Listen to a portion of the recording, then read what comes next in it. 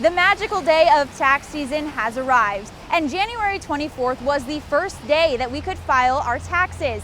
Now the IRS is warning us not to fall victim to tax scams this season. We do see an uptick on IRS-related fraud during filing seasons. The increase in fraudulent activity during tax season happens through those aggressive calls or text messages, sometimes email, and now social media, which Andy Tsui, IRS Criminal Investigation Special Agent, says makes it even more important to not give anyone our personal information and to report this activity. The liability of the tax amount that's due is always on the taxpayer and not the person that prepares the return.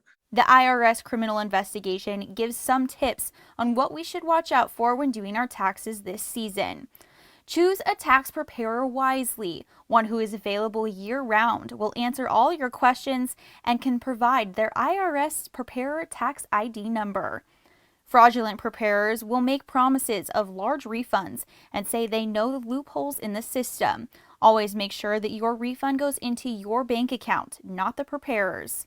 Don't sign blank tax returns and avoid using what the IRS calls as ghost preparers. They'll prepare a large volume of returns, but when it goes to the IRS, there's no indicator or no information that it was prepared by a third party. The IRS will reach out via mail first if needed, and because the taxpayer is ultimately responsible for their taxes, it is important to do your research and ask a lot of questions. Make sure you go over the return, understand it to the best of your ability, and then monitor the filing of it, when the refund comes, and the amount. Tax season ends for most on April 18th, and if you need help finding a reputable tax preparer or need to file a fraudulent claim, you can head over to KPAX.com for all of those details. In Missoula, Hannah Hislop, MTN News.